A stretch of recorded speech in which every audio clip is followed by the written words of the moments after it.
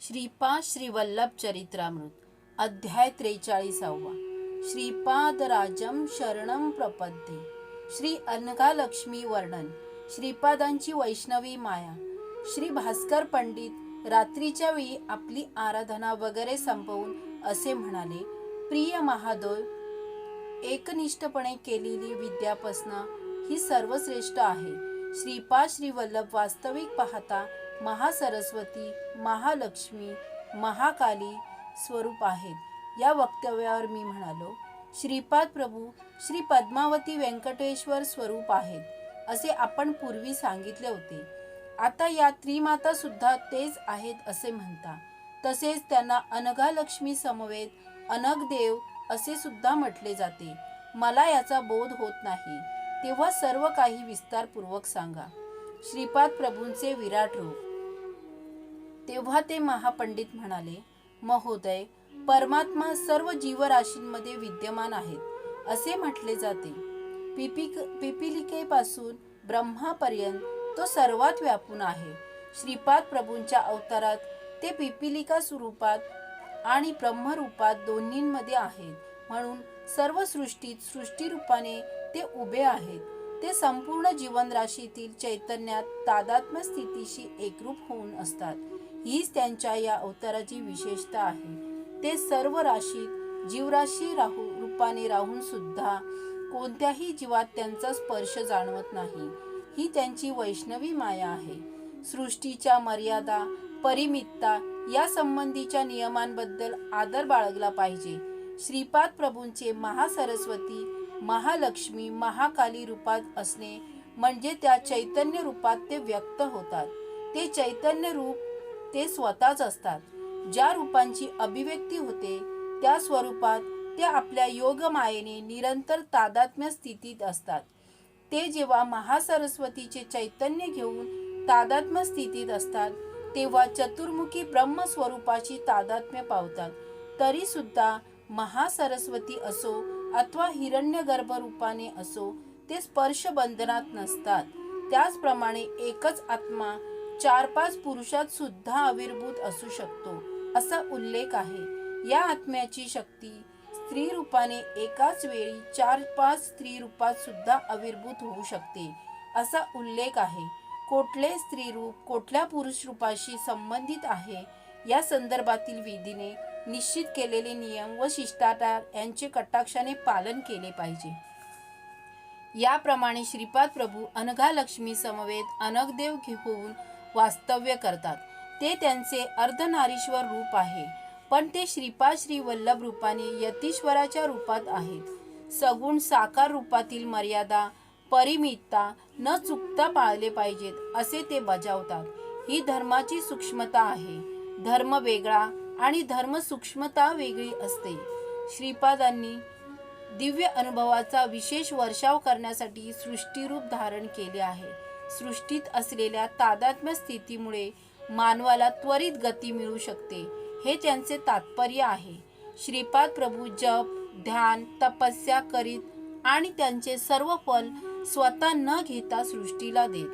भक्तांची आदिव्याधीतून सुटका करण्यासाठी ते आपले तपोबळ वाटून त्यांची कर्मबंधनातून सुटका करतात. जगन्मातेच्या 4 शक्ती महासरस्वती, महालक्ष्मी, महाकाली, राजराजेश्वरी या विश्वातील दैवाभिव्यक्तीसाठी, विश्व परिपालनासाठी आविर्भूत झाल्या. अंबिका देवीला 3 स्थिती असतात: अतीत स्थिती, विश्वस्थिती, व्यक्तिस्थिती. प्रत्यक्ष सृष्टीच्या निर्मितीपूर्वी पराशक्ती अतीत स्थितीत असते. परात्म्यात असलेल्या अनंत सत्यांना ती आपल्या आकर्षित करून आपल्या चैतन्यात मिसळून त्यांवर सृष्टीत जन्म घेते. नुसते जन्म घेऊन तिचे कार्य पूर्ण होत नाही. ती सर्व जीवांना निर्माण करून त्यांना आपल्यात घेऊन त्यांच्यात प्रवेश करून बळ देते. ही तिची विश्वस्थिती आहे. अनघालक्ष्मीचे खरे स्वरूप व्यक्तस्थायी असल्याने ती मानवी व्यक्तित्व दिव्य प्रकृतीच्या मागे मध्यवर्ती अशी असते. हेच अनघालक्ष्मी रूपात आविर्भावाचे रहस्य आहे. तिच्या मूल तत्वातून थोडासा अंश भाग घेऊन ती अवतार घेते. त्या अंशाच्या निर्वाहण्याचे काम पूर्ण झाल्यावर त्या अंशाला पुन्हा मूळ तत्वात आकर्षून घेते. अनघा देवाच्या संकल्पाशिवाय अनघा लक्ष्मी एखादे छोटे कार्य सुद्धा करू शकत नाही, पण तीच प्रभूंचा प्रत्येक संकल्प पूर्णपणे पूर्णत्वास नेते. श्रीपाद श्री वल्लभांच्या रूपात ती माता आणि पिता या दोन्ही रूपांमध्ये असल्याने त्यांचा विशेष अनुग्रह असतो. अनघा लक्ष्मीच्या मुख्यतः 3 भूमिका आहेत. इतर भूलोकांशी निगडीत असणारी सच्चिदानंद भूमिका. या भूमिकेत या ठिकाणी अनंत अशी स्थिती, अनंत अशी शक्ती, अनंत असा दिव्य आनंद भरून असलेले लोक असतात. परिपूर्ण अवस्थेतील हे जीव वर्णनापलीकडे आणि न बदलणाऱ्या एकात्म स्थितीमध्ये असतात. या सच्चिदानंद भूमिकेत खालच्या स्थितीत परिपूर्ण असा दिव्य चैतन्य सृष्टीलोक आहे. या भूमिकेत अनघा लक्ष्मीचे दिव्य चैतन्य महाशक्ती असते. वेदामध्ये या विश्वाचे महालोक असे वर्णन केले आहे. या लोकातील कर्मांना अपयश नसते. प्रत्येक प्रक्रियेत ज्ञान, शक्ती, प्रयत्न न करता परिपूर्णतेस जातात. येथे दिव्य अशा आनंदाचा अनुभव निरंतर येतो. येथे असत्य, बाधा, दुःख, पीडा यांचा संपूर्ण अभाव असतो. या खाली अज्ञान लोक आहेत. या भूमीवर अज्ञान असते. येथील लोक मन, जीव, शरीर यांच्याशी निगडीत असतात. येथील सर्व अनुभव अपरिपूर्ण, परिमित आणि वैफल्याने युक्त असतात. राजराजेश्वर महिमा. राजराजेश्वरी चैतन्य मातृमूर्तीमध्ये अनंत करुणा ओतप्रोत भरलेली आहे. सर्व भक्तगणांना ती आपल्या बालकाप्रमाणे मानते. प्राणमयी, मनोमयी लोकांमध्ये राहणाऱ्या अज्ञानी जीवांना असुर म्हटले जाते. ते बुद्धिमान, आत्मनिग्रही आणि तपस्वी असतात. ते उद्धट असतात. प्राणमयी नीच लोकातील अज्ञानी असल्याला राक्षस असे म्हणतात. त्यांची शक्ती अचाट असून त्यांचे भाव प्रचंड आणि तीव्र असतात. याशिवाय काही खालच्या स्तरातील निम्न प्राणमय भूमिकेत असणारे जीव असतात. त्यांना पिशाच किंवा प्रमादी असे म्हणतात. ते कोणतेही असुरी रूप आणि वेश धारणा करू शकतात. खरे पाहता पिशाच ही कोणी व्यक्ती असू शकत नाही. पिशाच म्हणजे अतृप्त राहिलेल्या तीव्र इच्छांनी धारण केलेला मन नसलेला आकार. राक्षसांना बलवंत अशी प्राणमयी स्थिती असते. त्यांना मन असे काही नसते. जे दिसेल त्यालाच घट्ट पकडून धरण्याचा ते प्रयत्न करतात. प्राणमयी शक्तीद्वारे आपल्याला कालीची रूपे, श्यामा व इतर दृश्यमान होतात. काली म्हणजे विध्वंसक शक्ती असते. सर्वांना दुःखी कष्टी करून त्यांनी छिन्न भिन्न अवस्था करणारी ही अज्ञानी प्रकृती शक्ती आहे. महाकाली ही उन्नत भूमिकेत असते. ती सर्वसाधारणपणे सुवर्ण रूपात असते. ती राक्षसांना महाभयंकर स्वरूपात दिसते.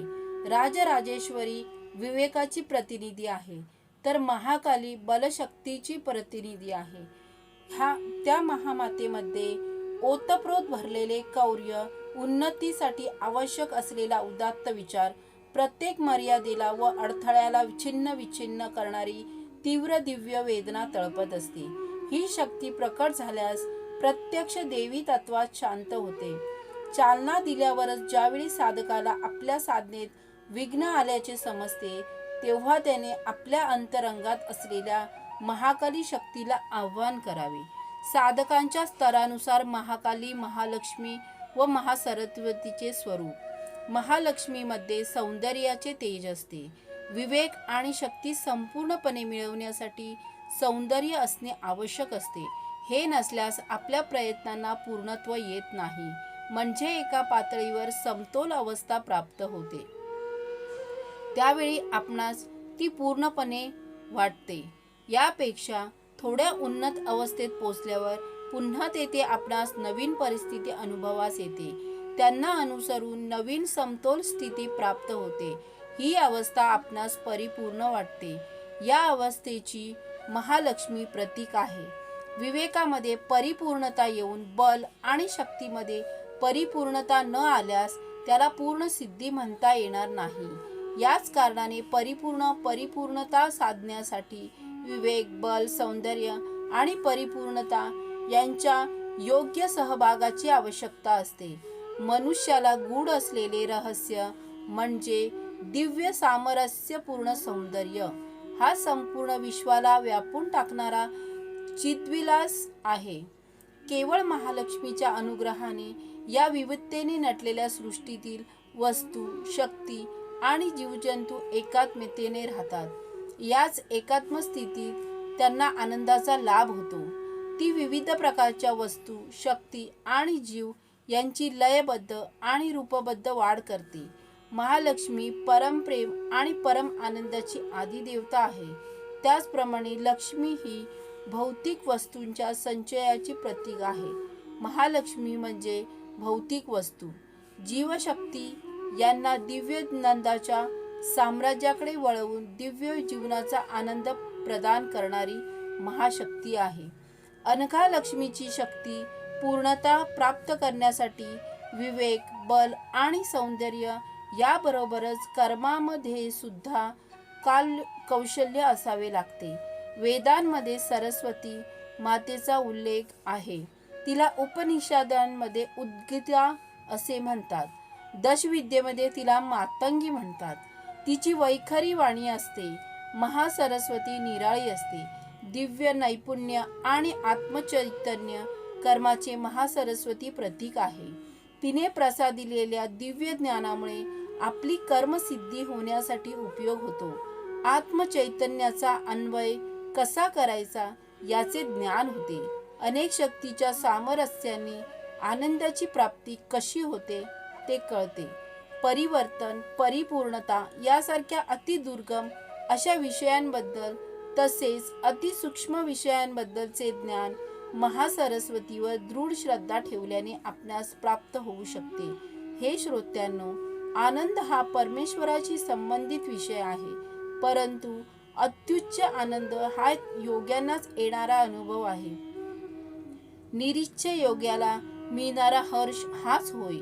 सर्व जीवांना सुख प्राप्त होते, परंतु प्रत्येक सुखाच्या मागे दुःख हे ठरलेलेच असते. अनघा दत्त, अनघा देवीची रूपे, अनघा देवीच्या व्रतांचे दत्त भक्तांकडून आचरण. श्री अनघा देवीचे रूप हे लक्ष्मी देवीचेच प्रतिरूप आहे. तिच्यामध्ये राजराजेश्वरी, महालक्ष्मी, महाकाली, महासरस्वती या देवतांची लक्षणे ओतप्रोत भरलेली आहेत. श्री अनघ देव विष्णूचे रूप आहे. त्यांच्यात परमेश्वराची, दत्तात्रेयांची लक्षणे परिपूर्ण भरलेली आहेत. यामुळेच अनघा देवीच्या आधाराने समवेत विष्णुरूप अनघाची आराधना केल्यास सर्व फल प्राप्ती होते. अनघाष्टमी हे व्रत सर्व दत्तभक्तांनी अंगीकारले पाहिजे. या व्रताच्या आचरणाने सर्व सुखांची प्राप्ती होते. श्रीपाद प्रभूंची महती, दत्त आराधनेचे महत्व. हे श्रोते हो, श्री अनघा देवींच्या समवेत असणारे अनघ रूप विष्णू म्हणजेच श्री श्रीपाद प्रभूंचा अवतार आहे. ते सर्व जीवांच्या बौद्धिक, मानसिक आणि आत्मिक चैतन्याच्या अत्यंत निकट असतात. ते स्मृतरूपी असून भक्तांच्या हाकेला तात्काळ धावतात. ते आपल्या भक्तांची आणि आश्रितांची दुःखे नष्ट करून त्यांना इहलोक व परलोकातील सुखांची प्राप्ती करून देतात. दशमहाविद्यांची आराधना केल्याने मिळणारे फळ केवळ श्रीपादांची किंवा दत्तात्रेयांची आराधना केल्याने तात्काळ प्राप्त होते. दुसऱ्या देवांची श्रद्धाभावनेने आराधना केल्यास इष्टफल प्राप्ती होते, परंतु श्री दत्तात्रेयांची आराधना तात्काळ फलदायिनी आहे. दत्तात्रेय हे सर्व देवांचे स्वरूप असून ते चतुर्युगातील महान अवतार आहेत. त्यांचा अवतार समाप्ती झाले नसलेला असून ते अत्यंत सुलभ साध्य आहेत. श्रीपाद चरित्रामृत महिमा. हे शंकर भट्टा, तू रचन करीत असलेल्या पवित्र चरित्रामृताचे महापुरुष आणि महायोगी सुद्धा अध्ययन करतील. संध्या भाषेच्या व्याकरणाने त्यांना त्यांचा बोध होईल. त्यांना विलक्षण व चमत्कारिक योगिक अनुभव येतील. सर्वसामान्य भक्त या ग्रंथाचे पारायण करून इहलोकाचे व परलोकीचे सुख, वैभव आणि समृद्धी प्राप्त करतील. हा अक्षर सत्य ग्रंथ असल्याने त्यामधील प्रत्येक अक्षर हे बीजाक्षर शक्तियुक्त आहे. या ग्रंथाचे कोणत्याही भाषेत श्रद्धा भक्तियुक्त अंतःकरणाने पारायण केल्यास इष्टफल प्राप्ती होते. हा महाग्रंथ त्या महाप्रभूंचे प्रत्यक्ष अक्षर रूप आहे. श्रीपाद श्री वल्लभांचा जय जयकार असो.